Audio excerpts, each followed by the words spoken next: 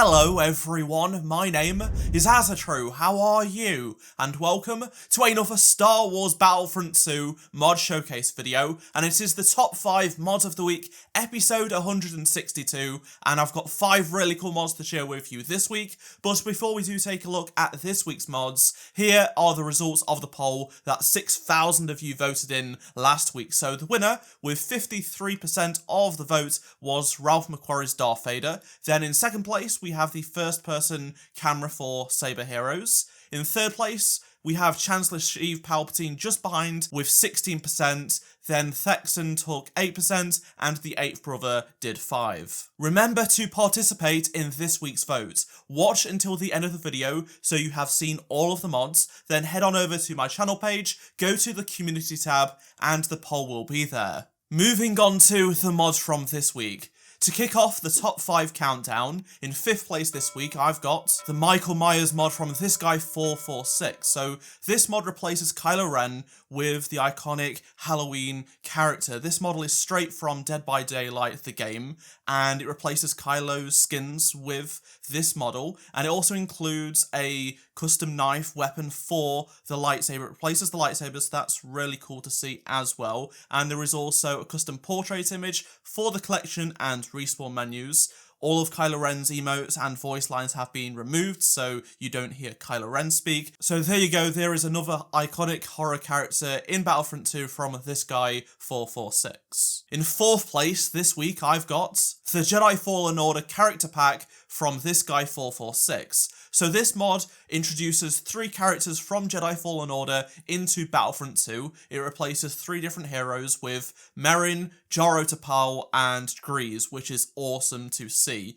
It uses the models from Jedi Fallen Order, and it just works so well. So let's start off by taking a look at Merrin. She replaces Rey, and you have Rey's lightsaber also replaced. It's not just a character model, so you can use Cal's lightsaber with Merrin, and there is also 2 different skins to choose from as well. There is one with her hood up that we first see her have, and then there is also one without the cloak and hood, which is what we see later on Dathomir. Now, Jaro replaces Obi-Wan, and you also get a replacement for the lightsaber as well. You have Jaro's double-ended lightsaber, which looks awesome. And honestly, Obi-Wan works really well despite Jaro's imposing figure.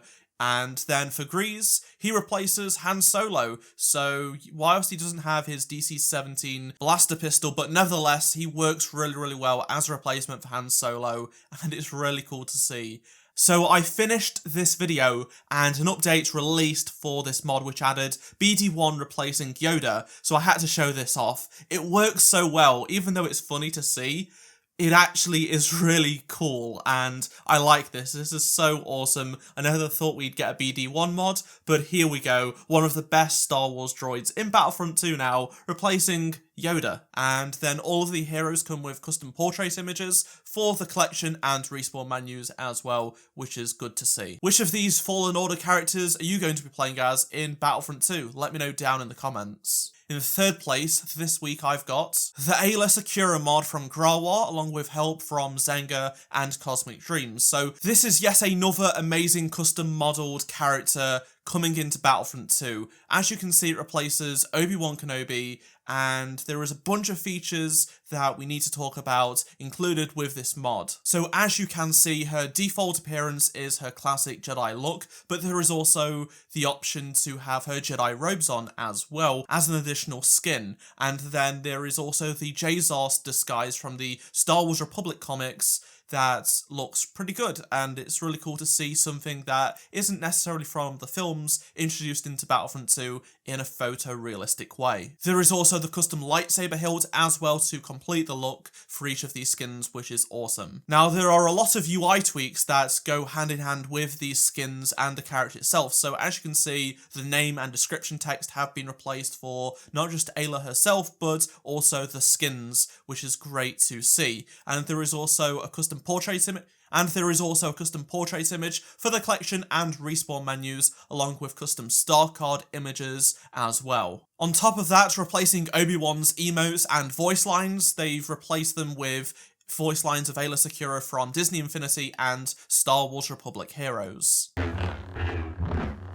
Hello there. The runner-up for this top 5 Mod of the Week episode is the Mandalorian Season 1 mod from Tyran Iuzu Rusi Rex. This is yet another phenomenal custom modelled mod. It has so much incredible modelling work going on here. We've got to take a look at all of the details. So as you can see, this mod introduces Din Djarin into Star Wars Battlefront 2, but with various looks from Season 1. At its base, it replaces Lando Calrissian, and there are 5 skins to choose from, which include 4K textures and the incredible meshes that you see right here. So you have Mando's default armour with that Shore Trooper shoulder pad, no full Beskar armour going on here, but it still looks pretty good. And then we have the Mando's Beskar shoulder pad, which is cool to see. Then there is the Mud skin, which is very funny, but also genius, because it looks fantastic. It's phenomenal. You can see the broken armour as seen in the show,